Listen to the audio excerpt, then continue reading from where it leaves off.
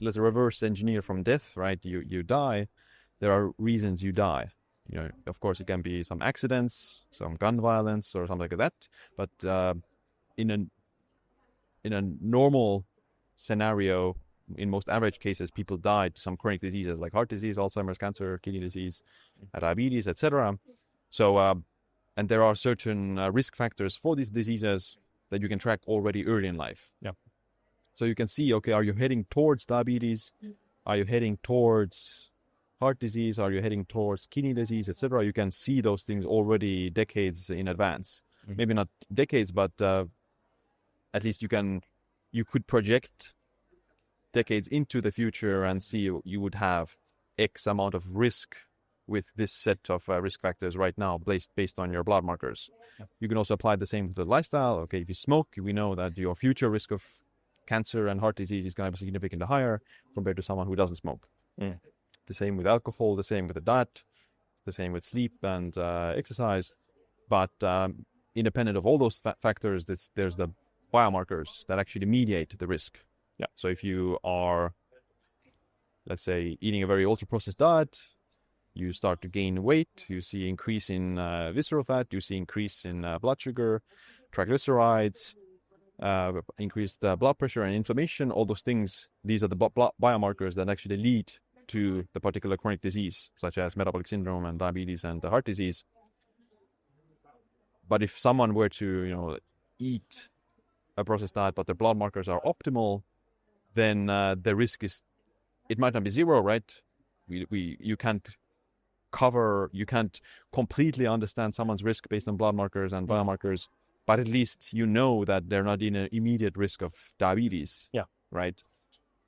So people can eat the same diets, but they can have completely different biomarkers, and therefore they also have different risks for these future diseases. Someone eats an ultra-processed food diet, they are obese, they are hypertensive, they're pre-diabetic. We know that their future risk of heart disease is significantly higher based on those blood markers versus someone who eats also a processed food diet, but they're otherwise lean, they don't have diabetes, they have normal blood pressure, they're otherwise healthy.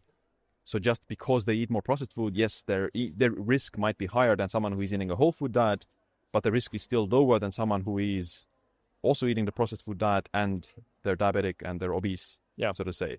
So people get caught up a lot with lifestyle per se. Yes, lifestyle is important. I'm not saying that you should eat a processed food diet, you should eat a healthy diet. But between the lifestyle and the disease, there are this set of biomarkers that actually mediate the risk, so to say. You're not going to get diabetes just by eating sugar. You get diabetes if you eat a lot of sugar, plus other things as well that raise your blood sugar and keep your blood sugar chronically elevated and keep your insulin chronically elevated. That's what gives you diabetes. An athlete, they might eat a lot of sugar, but they don't get diabetes unless they're like really pushing it with the carbs. But in most cases, the average athlete, they eat hundreds of grams of carbs a day, but they don't get diabetes because their body uses the glucose. So they have normal blood sugar and they don't get diabetes. But the sedentary person who eats the same amount of carbs, even less, they might even eat half the amount of carbs as the athlete, but they get diabetes because their body doesn't use the glucose. So it's the biomarker that actually reflects the increased risk. And lifestyle is like a future projection of the potential risk. But the actual step is between your current state and a disease state is the biomarkers that lead to that disease state over time. So it's important to just track the blood markers, obviously follow as healthy of a lifestyle as you can, but the actual risk is mediated by the biomarkers, in my opinion. Siim, what is your biggest fear? Biggest fear? Well, probably that something bad will happen to my family and wife. So, that's the biggest worry. I think a lot of people worry about that, right? They worry that it's one of the biggest worries in the world that we live in right now. There's people that say they don't want to have kids, to bring kids into this world. What do you think would be the greatest antidote to the dysfunction, dysregulation, disconnection that we find ourselves in right now? Well, the world's biggest problems come from scarcity. It's the reason we have, I guess, wars and conflict is because of resources are scarce. So people usually fight over resources.